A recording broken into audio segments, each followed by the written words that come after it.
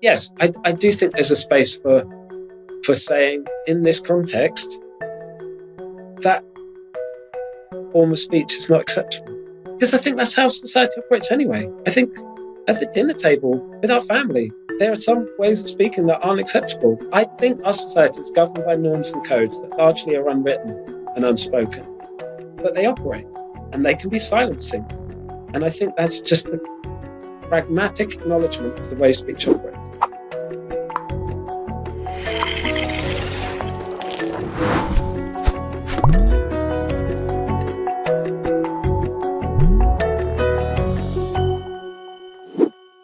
John Stuart Mill, in his classic book On Liberty, writes, quote, "He who knows only his own side of the case knows little of that," close quote. Today on Heterodox Out Loud, we'll be talking with a prominent critic of free speech, Anthony Leaker. Let's see what Anthony might teach us about that side of the case. Anthony Leaker, welcome to Heterodox Out Loud. Thank you for having me. It's really a pleasure to have you on. I think I told you that you wrote this, I think, kind of remarkable book called Against Free Speech in 2020. And I first heard about your book when I first joined Heterodox Academy in 2022. And I read it, and it really kind of,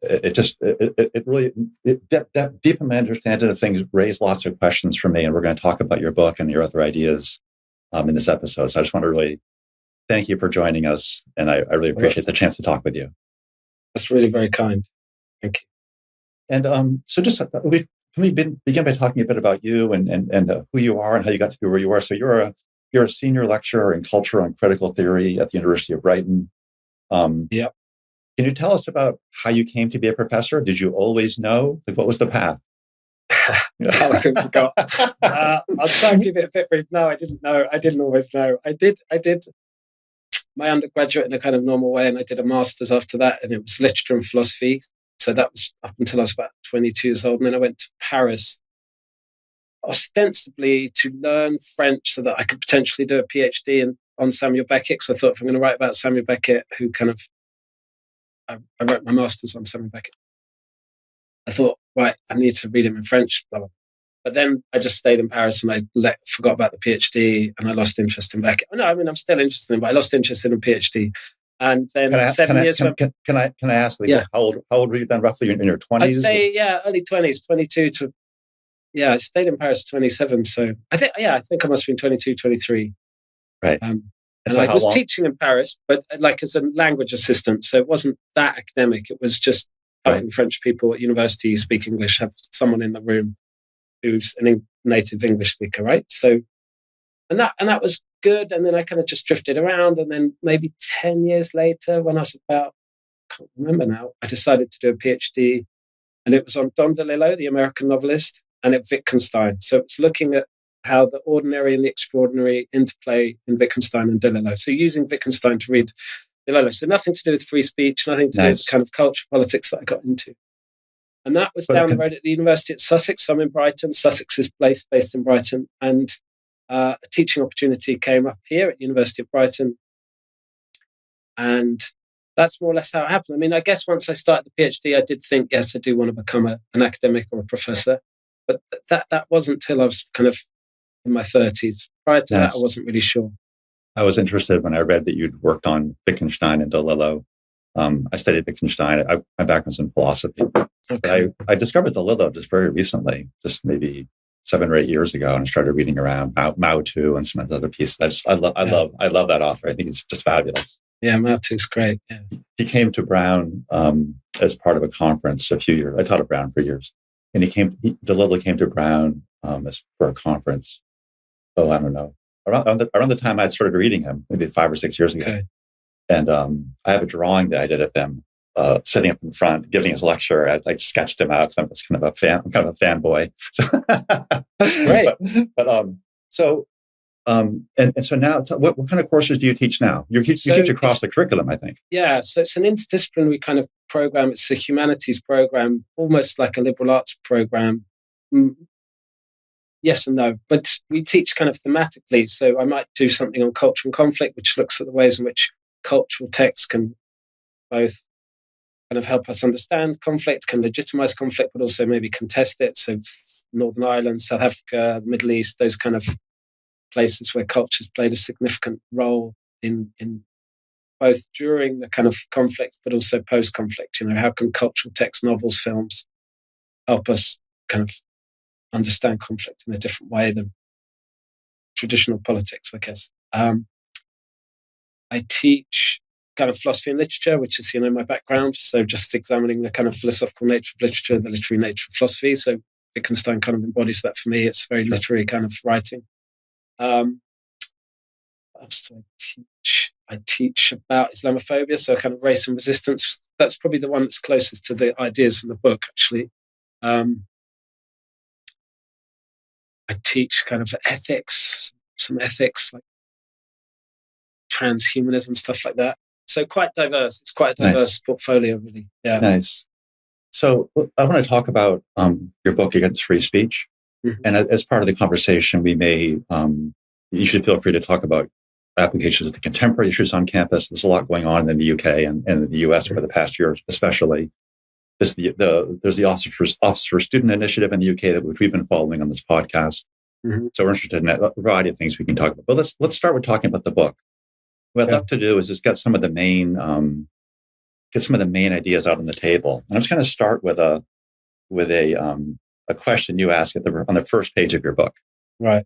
And you write, what rational person could possibly object to a universal value such as free speech?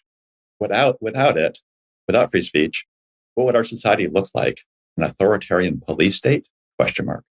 So what rational person could possibly can you tell us something about what your worries are about free speech? Right. Okay, so the title really should have been Against Free Speech in inverted commas, but that would have been too annoying, I think, to have an inverted commas in the title. But effectively, that is what I'm arguing against, is the way free speech is used. It isn't free speech as a principle.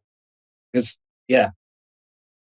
on paper, in theory, free speech is essential, incredibly important, as everyone who defends it argues. It underpins democracy, it underpins our ability to engage in civilized discussions. I mean, there's so many things that we could kind of list that free speech does for us. But I think that's largely mythical, that it doesn't actually operate like that in our liberal, or let's say neoliberal capitalist society, because there's so many divisive power imbalances. So I wanted to think historically, and by historically, I mean situate free speech as a historical principle that operates in practical terms. So it's quite a pragmatic approach of saying, well, how does it actually operate when we look at the way free speech is used, the way it's used as a kind of slogan, the way it's used as a tool, the way it's used as a set of arguments? Does it actually do what its defenders thought it does? And I would argue that in a lot of cases, in the UK, in the US, in France, they're the most kind of obvious examples. It doesn't actually do that, but supports those in power. It supports and upholds the status quo, which is, I would argue, the same kind of white supremacist. And by white supremacist, I don't mean in the sense of extremists. I just mean a kind of ideology that makes whiteness normative, so that it defends a kind of blindness to the racialization of white people, right? It would position non-white people as Muslims or as black or as this, that, and the other. But it presumes whiteness as a norm.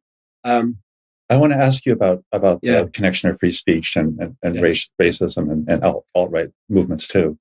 But let me just sort of as an intro, another line from yours, from the book, again, right from the beginning, page 4. Right. I have a heavily marked up copy of your book because I read it, I think, 3 times. Wow. I've learned so much from it. But you say on page 4, there are 2 main reasons to be against free speech. First, because of the way it has been weaponized, legitimized racist, sexist, transphobic, xenophobic, and Islamophobic speech and action. Second, because of the ideological role it plays in legitimizing liberalism as a ruling or hegemonic ideology. So those are sort of two main theses. One about the way it's used, it's been weaponized. That is it sounds like a practical, but that doesn't make it less important, obviously, but potentially a practical concern about the way it's actually used. Mm. But then there's something deeper, right? The idea that free speech is widely thought to be central to the whole liberal idea of governance, and you signal some worrying about that whole form of governance. Is that what you mean by that? Yeah. So I mean, this is why I'm flattered that you've even read the book, let alone taken time to think about it and said such nice things about it. Because obviously, Anthony, I'm sorry to interrupt you, but I've done more than that. I think I mentioned this to you in email, but when I read the book, I started telling all my free speech friends about it. So Nadine Strawson, Greg Lukianov, John Hyde. I sent the message saying, you have to read this book. Well, and I said, and they said, it's against free speech. Well, that's right. We're supposed to be learning things and trying to understand our own view better, discover our hypocrisies if we have them. And anyway. The reason I'm so flattered is because exactly the main argument is against the views outlined in the Heterodox Academy, right, Greg? Those people you name, they make very strong, clear, powerful arguments, but they are the people I'm most interested in arguing with. So I'm deeply flattered and that you've engaged with it, because I'm not interested in arguing with the extremists, right, with the kind of libertarians, or with, Tommy Robinson in the UK, or any of the people in that first category that you gave two reasons. One, the way it's been used. So the way it's been used by Geert Wilders, Tommy Robinson, Trump, a whole load of people in these different, in the context of the US, UK, Australia as well, probably. They've been banging this free speech drum. Nigel Farage in the UK, who's just become more and more successful. Right, he's now an MP in our. He just got elected to become an MP. So, But your objection on that weaponization side is not just that some people use free speech to defend reprehensible positions. Your view is stronger, I think. You're saying that there's an entire pattern we can look at. And this is one of the things that struck me about your book. You have this description early on where you say that there's kind of a strange inversion, or an odd, if you add power to the equation, what we often find is that the most well-known advocates of free speech are people in positions of considerable power. Yeah. And the people who criticize free speech on the campus context, for example, are typically either or they're claimed to be speaking for people with much weaker social positions, for example. Exactly. Would you want to say more about that? So it's not just that there's a few bad actors using free speech. Right? You're saying it's something more pervasive than that, I think. Yeah, absolutely. And it reinforces the kind of power imbalance. The strongest, most well-known advocates for free speech have been establishment white men who've gained incredible platforms by doing so. I mean, Geert Wilders has also become an incredibly... Geert Wilders in Holland, in the Netherlands, he was banging the free speech drum probably 15 years ago in relation to being able to say things that everybody wants to hear about Muslims, right? He's been banging the kind of Islamophobic drum for years, and he won the Dutch elections, whenever it was, 6 months ago. But yes, all of these people using these arguments, they invert the existing power structures by portraying themselves as the victims. I've been silenced. Poor me. I'm not allowed to say these truths, which has the impact or the effect of actually silencing the people in minority positions, the people who are trying to kind of make themselves heard. So that might be trans people just trying to kind of point out to the wider society that life might be difficult or challenging in certain spaces, in university spaces or in other kind of spaces in society that haven't kind of got the awareness of what it's like to be a trans person. So this is my point. It just seems to me they're trying to kind of get themselves heard, right? And they immediately get silenced, usually by people in a very, very strong position, who then say, oh, no, if there's a backlash, claim they're being silenced and it's a threat to free speech, etc., etc. So they use free speech to defend their position, which is the position of the strong already. And it operates to I mean, to me, it's almost like an industry. It operates to amplify their profile, amplify their voices. It legitimizes the arguments they're making that may or may not be transphobic, but certainly in some cases, there has been a lot more acceptability, I would say, in the mainstream of, say, racist views being heard on mainstream networks. Not that the mainstream network is necessarily advocating it, but they're saying, well, these people have these views, Nigel Farage, Donald Trump, etc. They are very popular. We need to give them a platform. Right? That's kind of almost the BBC's official policy. We need to have balance. So if we have someone who's against trying to raise awareness about climate change, we need to have a denialist on there. Now, to me, that's nuts. We don't need to have a denialist on there because it's not up for debate. Likewise, we don't need to have someone who's racist on given a platform because it shouldn't be up for debate. I would, at some point in this discussion, hopefully we can burrow down a bit into what the Heterodox Academy means by controversial ideas, right? So it's quite neutral kind of language that the Heterodox Academy use. Yes. I think it's very convincing in itself, but I worry about, okay, but what are those controversial ideas? Right. Because that's the issue for me. If the controversial idea, I don't know, some controversial ideas I think maybe deserve a platform, others don't. That's where I would have reservation about this kind of let's call it neutral approach that the Heterodox Academy, it seems to me, tries to defend. Good. Which seems very valiant in some ways, but deeply dangerous in others. Fair enough. I'm being gracious with you, and you're being gracious with me. So we're we're agreeing so far. One of the moves in the book that I found really interesting was that you distinguish arguments of principle, which are typically couched in abstract terms, say John Stuart Mill's defense of free speech and on liberty. And then you distinguish that from questions about power, context, and the specifics of each case. And can you just say a little bit about that distinction? It seemed to me sometimes that you were saying that there really is no such thing, or it's just a mirage to talk about these abstract principles. There really is only context. Is that what you would say? I mean, you're kind of on the edge there, it seemed to me, in some ways. And let me do one more specific question that might help with this, but it might not.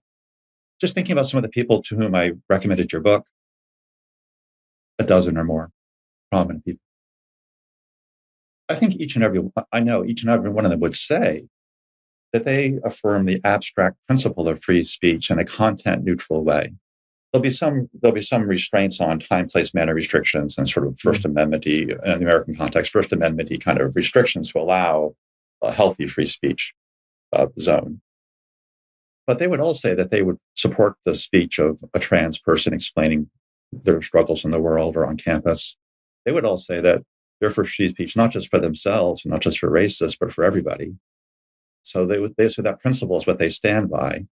Can you erode that, or would you want to challenge that by an approach to context, or how does the principle context distinction work for you, and the face of that kind of reply from them? Okay, so can I come back to that? So do it the way you want. Do it any way you want. So the main reason I think that getting involved in an argument against principle, I would probably lose, right? Because the principle is sound. So partly it's just strategic on my part. I'm just saying John Stuart Mill's argument's very good. Most arguments for the principle of free speech are very sound and very good. It's an ideal. It works as an ideal. But I think it obfuscates how free speech actually operates in our society. So I'm saying we don't need to get brought into these arguments because that's just detracting us from the real issues here. And the real issues here are that there are power imbalances. So sure, most free speech defenders want to defend all people's points of view. They will absolutely say free speech needs to be defended so that trans people can be heard. I absolutely get that. And they say if you don't defend if you don't defend people who may be critical of certain trans views, then you're not going to also be able to defend trans views. I mean, we might have to bring up the whole Palestine issue because that's a really live illustration of that kind of argument, especially as it's been played out in the US in the last 8-10 months, right? Could you tell us how you think about that? If you want to. Yeah, okay. I definitely will in a minute. Because I'll come back to it. Don't worry. Yeah. But firstly, principle is sound, but it obfuscates. I think it obfuscates the details of what's going on in most actual free speech arguments. And so in actual free speech arguments, where an authority or an institution or an authority figure is using free speech to kind of defend their view, or the view of someone who has been challenged, I think we need to focus on what it is that they're being challenged for, right? I don't want to talk about principle of free speech if Nigel Farage, Geert Wilders, or Milo Yiannopoulos, I mean, these are all a bit dated, these references, because obviously the book was based around. I know these references. No, I'm thinking of some of the listeners. They're just about, when I talk to my students about this, if it comes up, I just feel like, it's a bit, it should be noted that the book was a response to a particular time period, which is when this was really, really live, right? It was much more in the press. I mean, I think what's happened on US campuses around protests in favor of Palestine raises really important free speech issues, but it's not the same as that kind of slightly cynical way that free speech was being used during that kind of culture war period from, say, 2015 to 2018, which the coddling of the American mind kind of articulated quite well. Those kind of, which the Heterodox Academy was kind of responding to, FIRE was responding to. So, to what extent my argument is relevant to this particular day and age, I'm not sure, in that my references are a bit dated. But anyway, I want to say each time this principle is invoked, it is helping in certain ways to legitimize those views that people were trying to challenge. So the racist, homophobic views of certain people, the phobic views of, say, J.K. Rowling in the UK context. It's like the principle just comes in as this kind of battering ram, and then we stop talking about the actual issues that people wanted to talk about.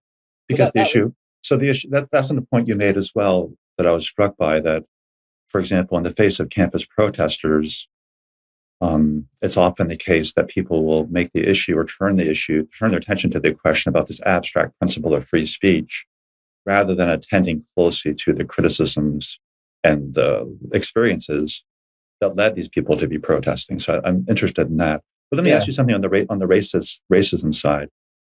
Advocates of free speech, when people say, well, if free speech principles are content neutral, they'll allow racist speech. Free speech people often say, well, the best response to racist speech is more speech. What do you think about that? I think that's insulting. I think Timothy Garton Ash argues that, he even says something like you need to develop a thick skin, which, I mean, it's quoted in the book. I should find the actual quote, but it seems, I just don't think it's going to be more effective, right? Because racism isn't just about speech. It's a deep structural issue. So I don't think you're going to defeat racism by pointing out the absurdity of racist views. You can be the calmest, most rational person, with brilliant arguments. You could be Shakespearean in your dismantling of a racist view. I don't think it's going to change them, and I don't think it's going to change society. It might change one individual's view, and I think there's a place for brilliant Shakespearean arguments, absolutely. I don't think that we should not try to make arguments against racism. But I think there's a whole set of other issues. But the really important thing is that there's a power imbalance, right? Racism is effective because of the pre-existing power structure, right? So this is why I don't believe in reverse racism, because Black person using an insult to me about my whiteness just isn't going to have the impact. It doesn't have the historical legacy. It doesn't have the social, political, cultural context. It's just not the same thing. There's just no equivalent. There's in the US, right? You've got the history of slavery. You've got the history of Jim Crow. You've got the history of decades, centuries of abuse. And any racist slur unfortunately, is going to tap into that history, right? That's why it's so powerful. That's why it's so effective, because there's this much wider context. And the white person is an embodiment of a power structure. Whether that white person themselves is individually powerful or not, it doesn't matter, because they are embodying a structural context which gives them power. And when you express that concern that the way that our focus should be on the ways free speech actually operates in context, not just on the abstract question of whether we like it or it's a good idea philosophically.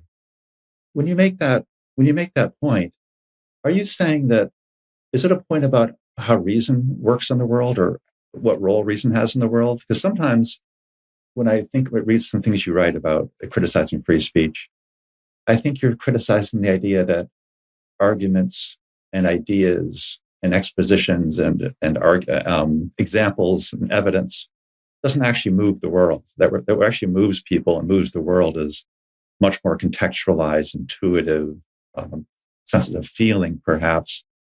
Are you skeptical of reason? Is being skeptical of free speech connected to being skeptical of the power of reason?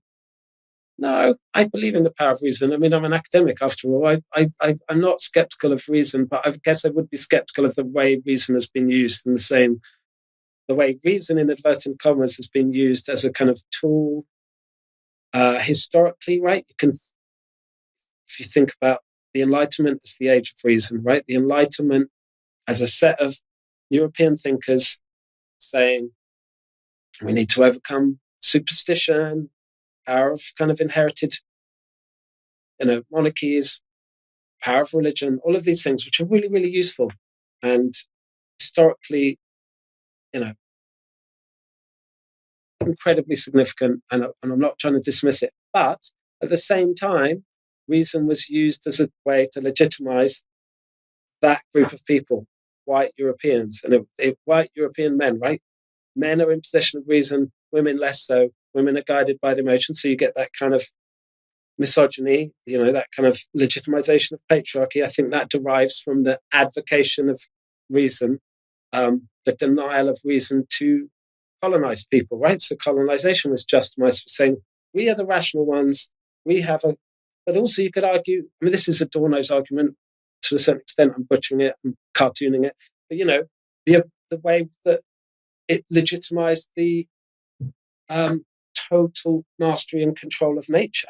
Right? You could argue that the kind of climate catastrophe started then in that kind of colonial age of reason period where Locke and other philosophers made this argument that we can control nature. So I'm not against reason. I'm not against arguments. I believe in, we should all educate ourselves as much as possible to become as kind of nuanced in our use of rationality. And I absolutely agree with the Heterodox Academy about the importance of proper debate and conversation. I absolutely agree with all of that. You need to join, Anthony. You need to join us. Yeah, well, maybe. I'll follow up with an email asking you to join. No, I'd like to, because it's important to have discussions with the people that you might not necessarily agree with. I agree with I completely agree with the role and purpose of rigorous debate. I'm not disputing that. And I believe in reason. I just think it has been used as a tool in a similar way to free speech has been used as a tool, right? It's an ideological tool. That doesn't mean it's invalid. It doesn't invalidate it. It just as free speech in lots of contexts is completely valid. I mean, I say in the book, if I lived in an authoritarian regime, all I would do is advocate free speech, but I don't. I live in a kind of horrible, topsy-turvy, neoliberal world where the media kind of is incredibly powerful. You mentioned John Locke a few minutes ago. Yeah, I want to bring you to another one of the sections of your book that I found really, really striking, and it goes to this question that I struggle with a lot. That advocates of free speech seem to always be talking about John Stuart Mill, as though there've been no intellectual history or work on free speech since he wrote in the mid 1800s. And there's a line on page 77 I'll just read out. You say about free speech advocates, they claim to be interested in intellectual progress and challenging conventions, but they seem to have paid no serious attention to any of the significant intellectual developments of the last century. The texts they rely upon again and again refer to the thinking of Milton, John Locke, and John Stuart Mill. And then you go on to say, I think you're actually quoting Brandon O'Neill here, that the old Millian ideal of the self began to wither away. And as you say, as though that happened through some sort of organic process, not as a result of a sustained critique from multiple academic disciplines, and therefore as a sign of intellectual progress. So when I read that, I think it's striking. When I read that, I think about some of the most powerful historical critiques of the Millian idea. And for me, the most powerful critique is the power critique from Marcuse. So we think about repressive tolerance in 1968, but especially the postscript that came out to the 1969 edition of it, where he talks about, he sort of says, John Stuart Mill, if there was an ideal, is there an ideal speech situation where all the competing views would be put into play and we'd make progress together? Yeah, that's possible. But whether or not free speech is going to lead to those kinds of enlightening outcomes, Marcuse says, depends upon the pre-existing structures of power in the society. And as you know, Marcuse runs it. Capitalists will have the voices, the workers and the poor will not have the voices. So free speech will simply replicate existing power structures. And that last formulation is the one that I hear the most on college campuses from when I talk to the students who deplatform people and do some of these things that HXA and FIRE and other groups oppose. They say that free speech advocates are blind to power. Just because, in the same way that John Stuart Mill was, in some ways, in that formal sense, at least, blind to power. Do you want to say anything about that? I mean, so this is a question of intellectual development. How do we take if we're a free speech advocate, shouldn't we take Marcuse's critique seriously? What does it mean to take it seriously? Do you have any thoughts about that? Yeah, I mean, I agree with Marcuse, and I agree with the students on campus. I don't know the bit you quote from me where I say free speech advocates don't seem to have engaged with any of the developments. I mean, I'm not sure that's entirely fair. I probably am being a bit rhetorical there. I would imagine that some more so than others. Anthony, in fairness, you're a bit rhetorical often in the book. Yeah, so, exactly. No, that's very true. That's a fair critique. It's part of why it's why it's a great read, actually. I know, but that's true. It is rhetorical, but I would argue in my defence that I'm responding to Brendan O'Neill's use of rhetoric, right? I mean, Brendan O'Neill, who is someone I argue with quite a bit, or cite to argue with, is a great writer, right? I mean, he's so. It's a bit of kind of tit for tat, I suppose. But it is the case that a lot of free speech arguments do invoke Mill and Milton, and yes, so yes, and I guess Marcuse has been a bit kind of overlooked to a certain extent, but it may be because Marcuse was responding to a particular time, and it was, I guess the defense would be, free speech defense would be, that's because what Mill presents us with is a more timeless argument. This is an argument of principle. And again, I'm trying to kind of situate things historically, say, how does free speech actually operate in our society? How does, not even the free speech, right? So how does free speech, when it's used as an argument, we must defend free speech, how does it operate in that sense? But also, how do arguments operate? How does reason operate, right? Is reason really I hate to keep mentioning him, but, I wouldn't say Trump is the most brilliant user of reason or rationality, but he's an excellent performer. He's very clever. He knows what he's doing. He knows how to attract an audience. He knows how to move an audience. Would Marcuse compete well with Trump, with Adorno, with Kant, with Descartes? I'm not sure they would, or a contemporary philosopher.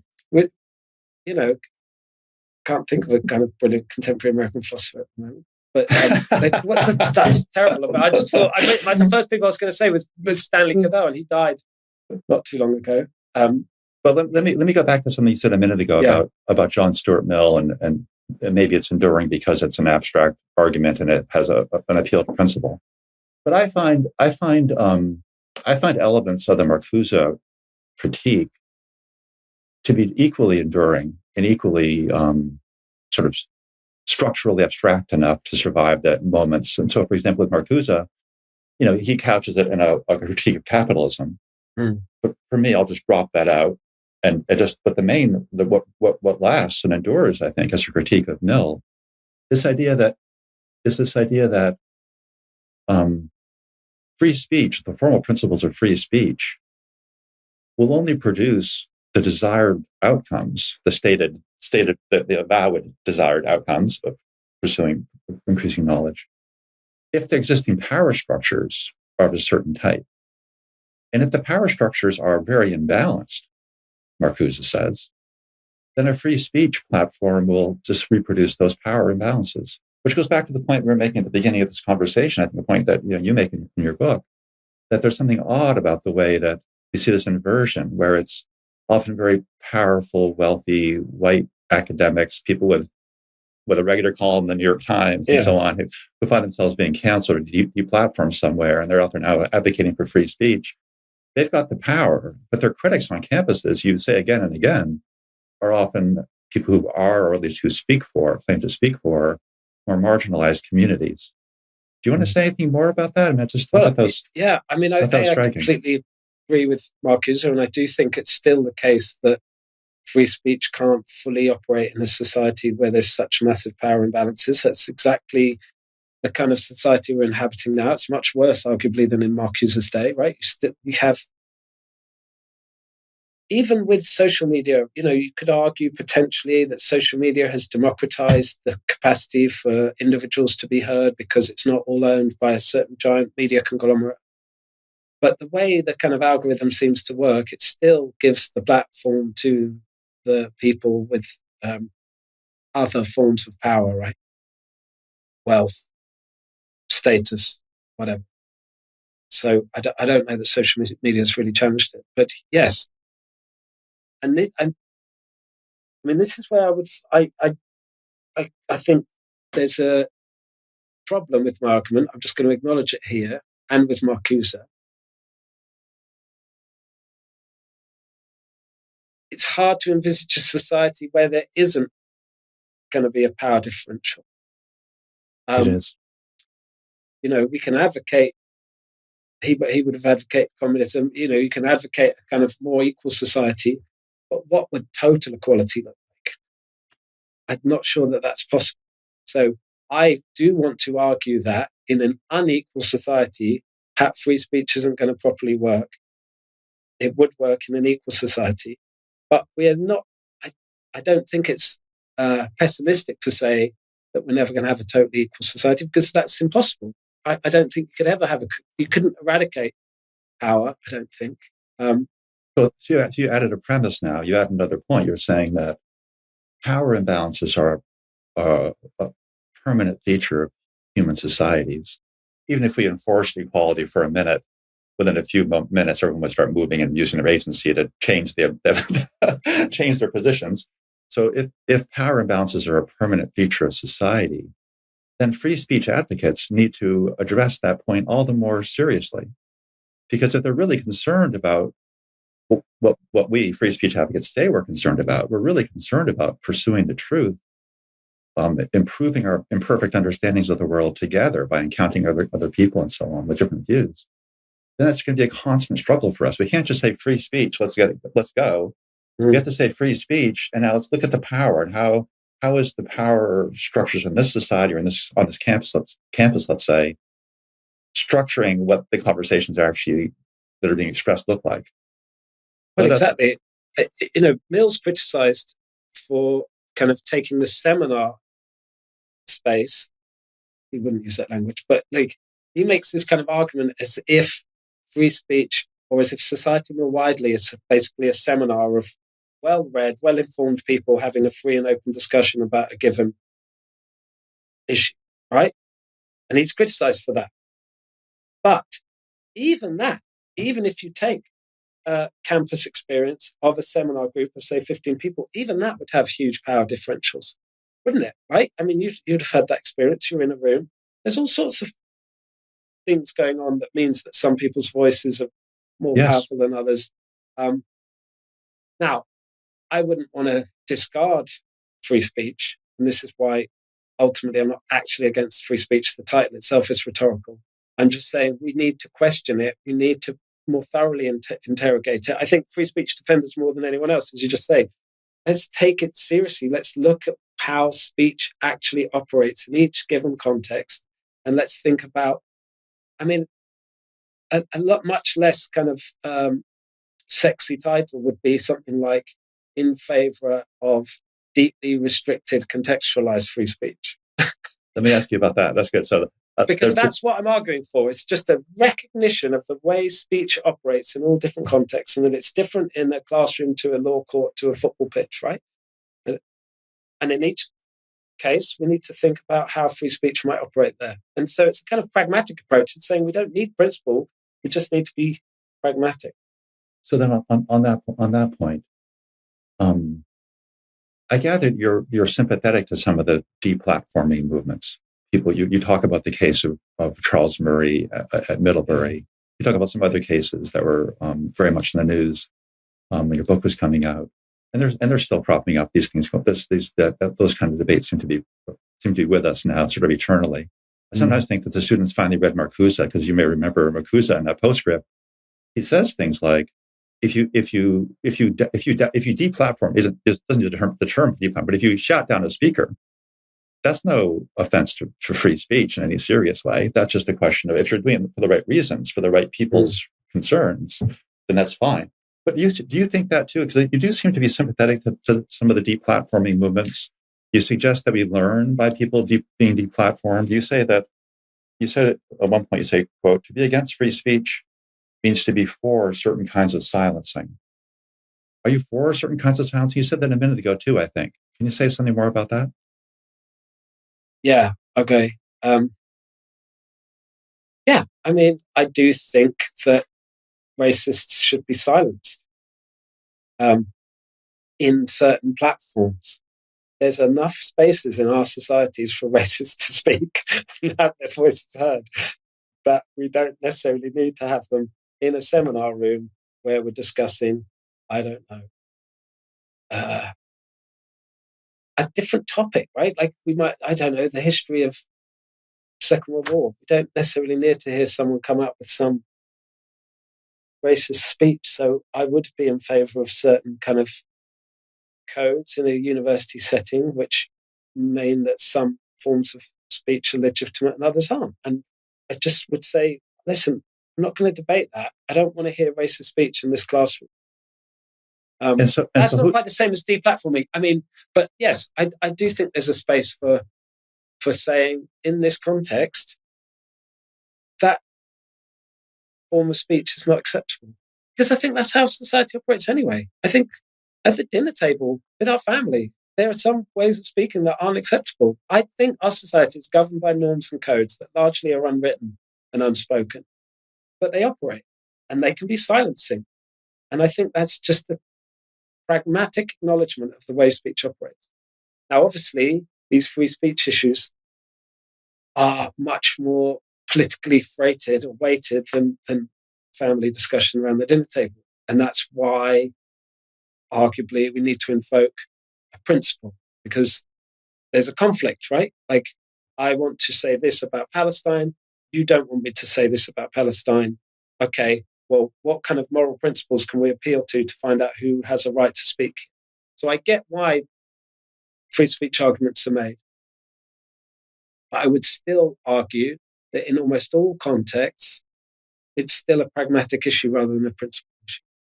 Even in the Israel-Palestine issue, right? Like it's still an issue of who's got power, how it gets represented, how it gets narrativized in the media. I have no idea what the actual students were actually saying on a given American campus, because I only have access to it through second, third-hand reports. So I have no idea of the truth, but I know it's narrativized to serve a certain set of purposes, right? In both directions. So to me, the issue is, how do narratives operate? How is representation being used politically? It's not a free speech issue. I'm trying to think about something you said about the way people reason, that we like Donald Trump has the power to move people, as you said, often by invoking not strictly logical arguments, but appealing to motifs and senses of allegiance and patriotism and possibilities, perhaps. Tapping into a hidden sense of angst, for example. And this is kind of maybe a hard case for free speech advocates, but I'll just try it on anyway, just because here we are together. You might say the same thing about Donald Trump's obstreperous and rude and crass ways of speaking, that he's bringing things to light that were being hidden by the powerful narratives of the two dominant parties in the U.S. That the status quo was hiding the felt concerns of a lot of people, many of them, let's say, working class people whose voices were not being listened to in a serious way, been kind of ignored by the coastal elites. This wouldn't undercut your argument to say the argument works to defend Donald Trump, but it sounds to me like it does. Do you have any thought about that? On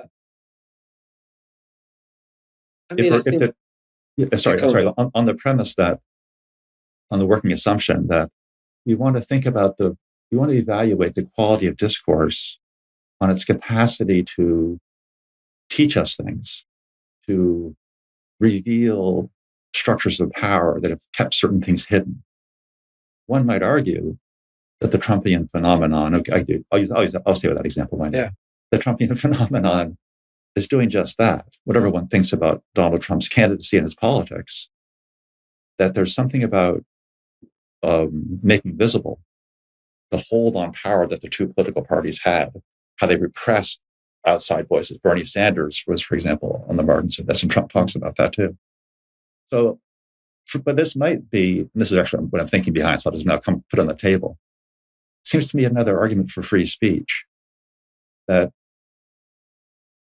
it's content neutral enough, even if you add the Marcusean point, it's still content neutral enough to serve disenfranchised people as well as powerful people.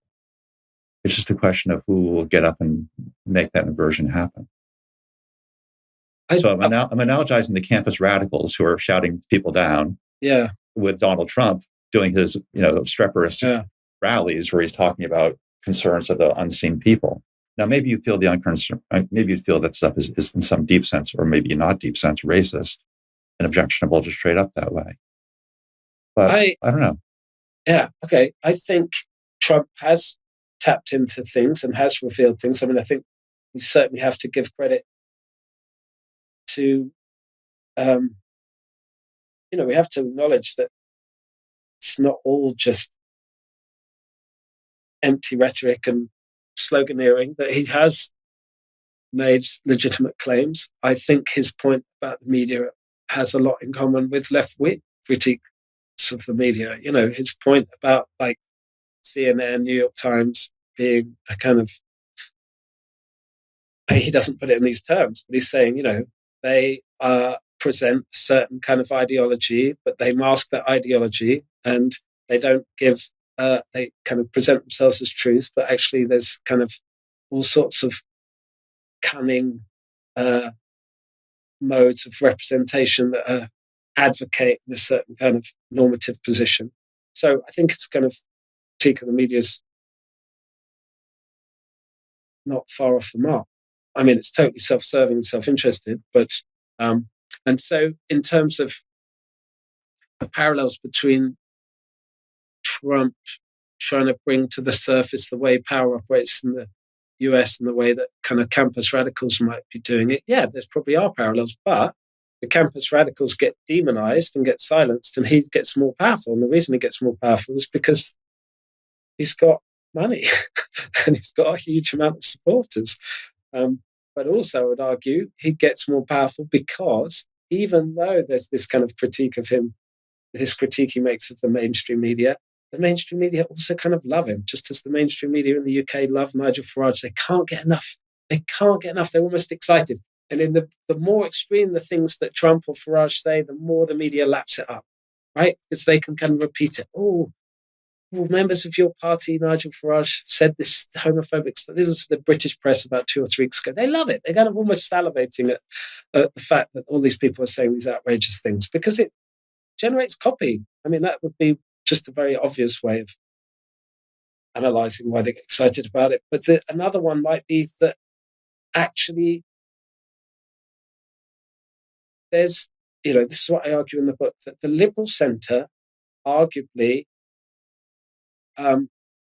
has helped mainstream far right to a certain extent because there isn't a massive difference. Because even though I would say that people in the liberal centre aren't racist or sexist or homophobic, they nonetheless want to defend tradition, a certain way of doing things. They want to defend reason. They want to defend these kind of liberal principles. But there's a refusal, in my view, refusal might not be the right word, but there's a disavowal of the way power operates within liberal societies. There's a disavowal of positionality, right? That we all come positioned. Like I'm positioned as a white, straight, male, middle-class male. And that positionality on my part is largely obfuscated. It's not perceived to be relevant in most settings. Whereas the positionality of someone who's either black or young or gay, or straight, female or trans, that's always already going to impact the way what they say is evaluated, right? Their speech content is going to be evaluated according to their position in a way that I don't think ours would be. So I think there's more parallels between the liberal centre and the kind of right to far right than maybe the liberal centre would like to acknowledge, but unconsciously they're, let's say, unhappy bedfellows.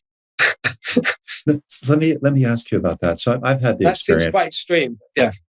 Well, it's less extreme than some things you say, and against free speech, it seems to me. But that's fine.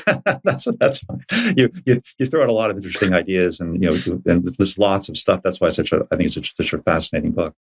But I've had the experience, as a white male, middle class person, being a professor and teaching at Brown University for many years, being called up by students who say to me, in the classroom, on my invitation, say, well, you're up there at the front of the classroom. You've got all the power. You're doing all this stuff. And that was, I remember the first time that happened, I was kind of taken aback by it and kind of wrong-footed. And I thought, well, that's true. I guess then I thought, well, that seems like a reasonable point to make. But now let's talk about it together. And what does that mean? So I'm up in the front of the classroom because I've been selected, because I've done all this research. I've spent my life reading these things, and you guys have just started reading for the first time. Other reasons too. It means I need to be more thoughtful about my positionality and be aware of our biases. But isn't that exactly the same thing true of the student protesters, students of color, for example, who are wanting shouting speakers down because they think they know better in terms of, they think they have answers about what counts as a racist before the person even comes onto campus. Charles Murray, who you talk about in the book, and the whole Middlebury thing. When I first arrived at Brown as a very young assistant professor, I saw a poster saying a discussion on Charles Murray's book, the Bell Curve. So I went along to this meeting in a basement. A bunch of student radicals were there. I didn't see the small print that said International Socialist Organization was organizing that event. But anyway, I went along, and the person was going on and on against how terrible the book was. And I said, well, have you read the book? Why is it called the Bell Curve? They hadn't read the book, so they didn't know why it was called the Bell Curve. So we want to. How do we know in advance that someone's a racist? Do we have to let them on the campus to know what they say? Maybe there's sometimes on a campus where. Do you think that how do we? When are the people who shout down people justified in shouting them down? I mean, yeah. Would you say never? No, you asked 10, 20 minutes ago if I was in favor of deplatforming. And I started saying I am in favor of certain silencing because I just think that's inevitable and it's already happening. Deplatforming, I personally, I don't think would advocate deplatforming, but when students do it, it might be the case that pragmatically I might want to defend them. That would be my position. And that sounds like I'm kind of trying to snake my way out.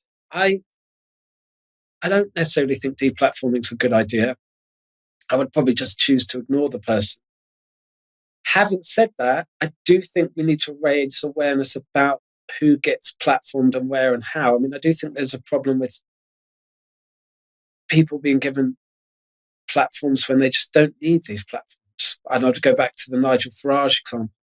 In the British election campaign, I would say he got more column inches and more soundbite stuff on the news than anyone else. Partly because the Labour Party and the Tory Party are boring, right? Fine. But, he's been given this platform. So I'm not saying he should be deplatformed, but I'm saying, do we need to give these people such massive platforms? That would be more my argument. Anyway, however, when students deplatform people like Charles Murray, I feel that it's important to argue on their behalf, because I think there's a history of students getting drastically or badly misrepresented in the press. And I think that whole argument that students are snowflakes / fascists, right? There's this weird argument made for 5 years or so. Arguably, it's still happening, I don't know, where it was said, right, students aren't, and this is Greg Lukianoff and Jonathan Haidt in The Coddling of the American Mind, right? Like, students have lost the ability to really enter into rational debate because they're all super sensitive, and there's historical reasons for this. But now we have to tread on eggshells around students because everything's an issue, and we have to be worried about being called out for microaggressions. La la la la la. They're basically snowflakes. Students are these incredibly fragile, vulnerable people, and they need to toughen up. And I think that their argument is they should take up cognitive hate, and Lukianoff's arguments, they need to take up some CBT, cognitive behavioral therapy, to deal with their issues if it's personal, to which I would say it's a structural issue. I don't think it's personal. I'm not denying that there's not students with a whole set of serious mental health issues, because that's a whole other discussion. Let me pause on that point, because that was another one of the sections of your book that I found really interesting.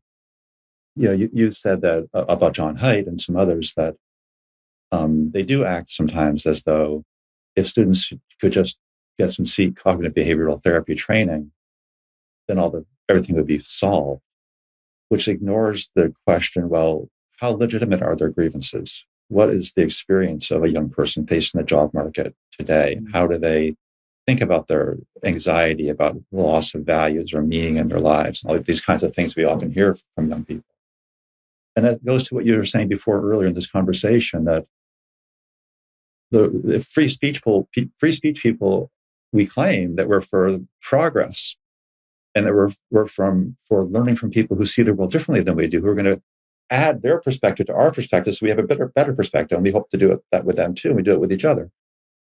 And yet it often seems to be the case that whole groups of people, like on campuses, are set apart and sort of demonized as the other by free speech advocates very often. Now, it's because they often behave in ways that are beyond the pale, and they're not good faith actors sometimes. But it still doesn't remove the whole question about why is it often students of color, for example, on campus who are raising these concerns. Now, maybe they've been brainwashed. This is one line. They've been brainwashed, and they've been tricked by the activist departments, and they're not really expressing legitimate concerns. But who knows that? How do you know that, right? We need to ask people and take them at their word. I mean, assume. Surely you know from your history of your experience of being a professor that the idea that students would be brainwashed by us just seems so far-fetched. Do you really think we have that kind of power to brainwash them? I can't even get them to read a book, let alone brainwash them. I think students pick up language and they pick up moves. But I'm not sure if it's education. From fellow academics. I think it's from each other. I'm not sure that we're powerful enough, and I'm not sure even. I don't know. I mean, I find that the idea that we have the power to. I'm not saying we're not influential. I'm not saying that we don't put certain ideas in the head, but brainwashing seems very strong. I mean, I just don't think we're that powerful. I don't know. Maybe in other universities, maybe there's more. Maybe that's more about me than about other universities. Yeah, maybe someone like Judith Butler. Maybe she does have the power. They do have the power to brainwash people, right? Because they are absolutely brilliant, right? I mean, incredibly powerful speaker. So maybe, but I'm not sure. We're coming up to the end of this conversation. Can I just quickly finish about the snowflakes, the fascist thing? Because the narrative is, on the one hand, students are snowflakes, but on the other hand, they're almost operating like fascists in their ability to silence us. That seems like a contradiction. So whenever there's this case of students doing deplatforming and they get represented in the press, I just feel like, are they being accurately represented? Are their grievances being properly heard? Are they being given the kind of nuanced reporting that we might want for our own views? Right. That's all I think. I wouldn't give a blanket like, oh yes, all deplatforming is a good set of political tactics. No, not necessarily. But I do think that in most cases where it's happened, the person who's been deplatformed seems to come out with their voice being heard and not the students. I want to ask you for a closing question to talk a bit about debates. And as we both know, one remedy that free speech people often advocate, or one approach they often advocate on campuses, is that they should have more debates. We should have two speakers with different viewpoints, duking it out, putting the view. And you express some skepticism of that. You say that debates are they're polarizing. And you make this point that most academic disciplines do not rely upon debates to further knowledge. We have presentations and conversation, but it's not like a debate formal where people are taking cheap points. Yeah. And you say, and this is a line that I really love, and I want to share it with you. What free speech warriors seem unable to countenance is that there might exist alternative modes of learning, that a constructive, supportive environment might lead to deeper engagement with challenging material, that there might exist different, even better modes of pursuing truth, practicing democracy, and developing one's moral autonomy than barking sound bites or being controversial. And you say, simple things such as collaborating, listening, and being respectful, or interrogating and acknowledging one's privileges and prejudices. At HXA, there's something we call the HXA way. But I'd love to put it up on the screen just to have you look at it for a second. So here's a case. Yeah. This is an ideal. HXA is interested in culture. How do we improve the culture on our campuses? Not just the free speech rules. That's more fires. We care. We're friendly with fire. We're allies, I suppose, in this whole thing. But HXA really focuses on the culture. And so these are sort of things we encourage people to use in all our events. Make your case with evidence. Be intellectually charitable. Be intellectually humble. Be constructive. And be yourself. Obviously, I completely agree with that. I completely agree. Just about debates. I guess what I'm thinking there is the kind of Ben Shapiro thing, right? Like the way that Ben Shapiro gets and this might not be fair on him, I don't know, but he gets represented as this kind of person who can destroy the libs' arguments, blah blah blah. And, as if debating is a game of chess or something. I don't think that's that useful, that constructive. It's not about winning, is it? But that, what you argue, I completely agree with that. Make your case with evidence, be intellectually charitable and humble. And just as I put a lot of thought into the idea of neutrality in universities and the Calvin report, and fundamentally, I tried to kind of produce an argument disagreeing with the Heterodox Academy, but I couldn't. I agree with it. What's there to disagree with, other than a much bigger argument about the impossibility of neutrality, right? I'm not sure neutrality is possible, but pragmatically, the kind of pragmatic steps that the Heterodox Academy outline that each university should follow in terms of trying to kind of maintain a kind of neutral space, and certainly in terms of requiring that the administration doesn't make political statements. Yeah, that seems like a given to me. Interesting. Yeah. I just want to read again. I want to close by reading again this line of yours that I read a minute ago, but I'm just going to read it again about your ideal, about how we might learn better on campuses. And you say that, again, quote, simple things such as collaborating, listening and being respectful, or interrogating and acknowledging one's privileges and prejudices. Those to me sound like what the work of universities should be. That there's something gone wrong when advocates of free speech too readily accept a narrative of good guys fighting bad guys, there are some people who oppose free speech, maybe more vehemently than you do. So in the book, you're such a lovely person to speak with. The book has a more rhetorical edge, and you drop some bombs in there, as you know, which is partly why it's such an exciting read and really, really useful. I mean, there's a lot of light thrown by some of the fires that you light on in those pages right. of that book, torching some of my friends along the way. but it's not personal, right? I mean, if Greg Lukianoff or Jonathan Haidt were here, it's not personal. I know that now. Reading the book, I didn't know that. I hope it doesn't seem personal. I mean, I mean, in a way, there's a formative contradiction, isn't there? I've just said that about Ben Shapiro, and it's not useful. And yet, I'm also kind of, as I've acknowledged in your pointing out, I am quite rhetorical in the book at times, and I do kind of call people out and maybe frame them in certain ways that are a bit unfair. Like, there's a kind of, partly I'm trying to do it in a humorous way. So I maybe point out a kind of quite extreme thing that Jonathan Haidt argues about democracy. Well, he makes a parallel between Trump and the universities. And I'm like, dude, they're not the same. Anyway, let's not get into that. Finish what you were saying. Sorry. Well, I was just going to say that those ideals you describe are, I think, there's a question about politics and political free speech in the political realm. And there's this question about what special roles free speech principles might have on a college campus.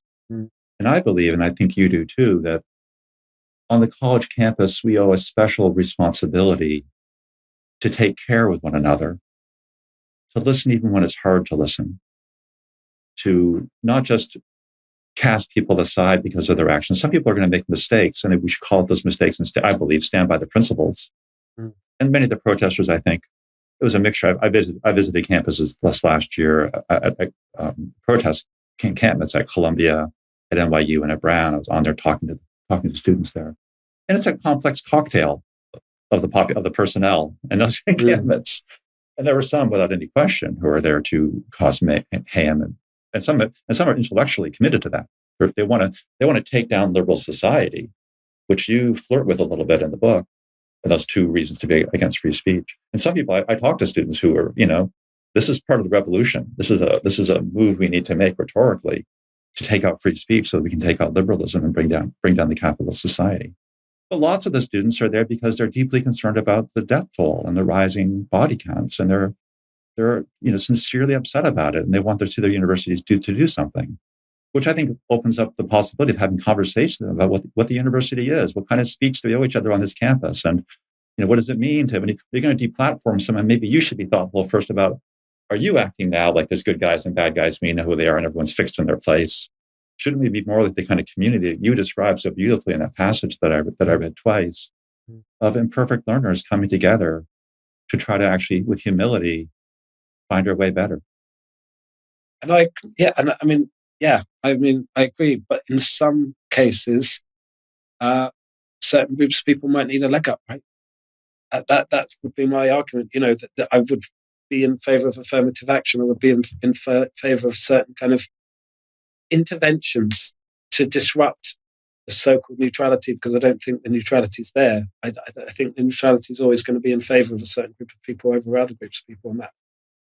So, yes. On affirmative action, though, would you say, in the U.S. context, for example, there's a massive imbalance ideologically on the faculties, and then even more so in the administration, between people who lean left and people who lean right. So if you take the Marcusean point and put it on campuses today, the power structures are very much one-sided.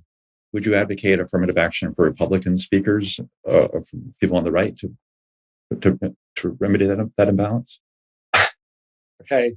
I mean, again, why I'm against arguments of principle, because they're usually they come around in weird ways. They come around in weird ways. But I have to argue against that. If I'm in favor of affirmative action, you point out there's an imbalance, then yes.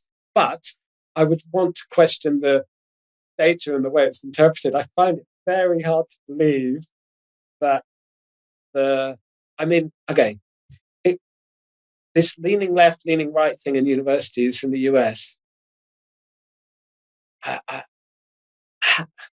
Is a survey based on what academics answer about their political position? Is that really illustrate the way power operates in the university? That would be my answer, my question to you. So I'm not denying the statistics or the answer to the survey, but I'm still not convinced that necessarily translates into the way power operates. It sounds like a defense of the status quo, which I'm surprised to hear from you. I'm saying that academics might not be that powerful. It's the administrators who might be powerful, or the senior management, or the we call them vice chancellors, principals. You call them principals, right? The deans. The deans, yeah. The imbalances, even the studies seem to show pretty clearly that the ideological imbalance is even worse among the administrators. Yeah, that's not where if I'm clinging at straw, this might sound like I'm desperate here, but I would say, okay, well then the university is one space within the United States context where the left has a bit more of a dominant voice, and so it doesn't require affirmative action in favour of people from the right because they have enough spaces, platforms everywhere else in society. So that would be my argument. I mean, I'm having to think quickly on my feet. And then maybe we can agree that I think we agree that my own view is there should be more people speaking with a wider range of political views on campuses, and it would be better for students if that were the case. Yeah. But it has to be done in a way that is at the same time more thoughtful and attentive to voices that are currently being silenced. We have to ask ourselves, it seems to me, those of us who care about campuses, why is it that so many young people are turning away from these liberal ideals and are engaged in these kinds of shout downs and deplatformings? What motivates them? Some of it might be arguments that they hear, but there's probably also things in their experience, their own personal lives, as you point out in the book quite eloquently, I think. So I think what your book helps me to see, it kind of shatters the simplistic narrative that a lot of us free speech people have about campuses, that there's sort of a good team and a bad team.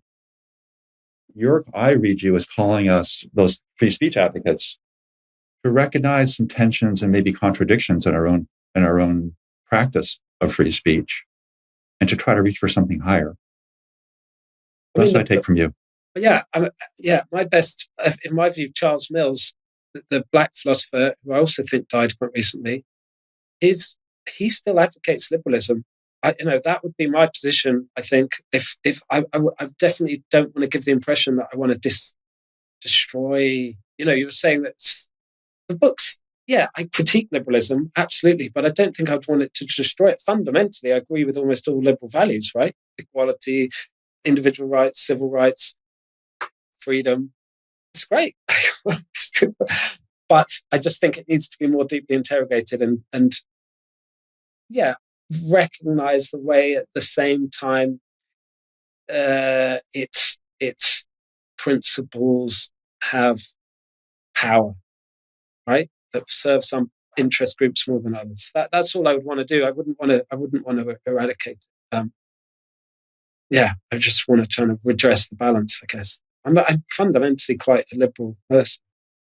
Even by disposition, right? I see that you aren't, but in the book you described liberalism as a racist doctrine, or at least in practice racist.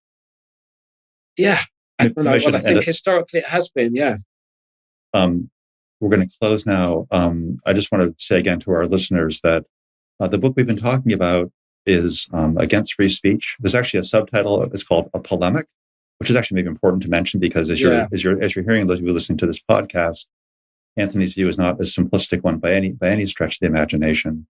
And it's a book that as I've mentioned, I've recommended to a lot of my free speech advocates, leaders of these movements, and I really recommend it to you, the listeners too.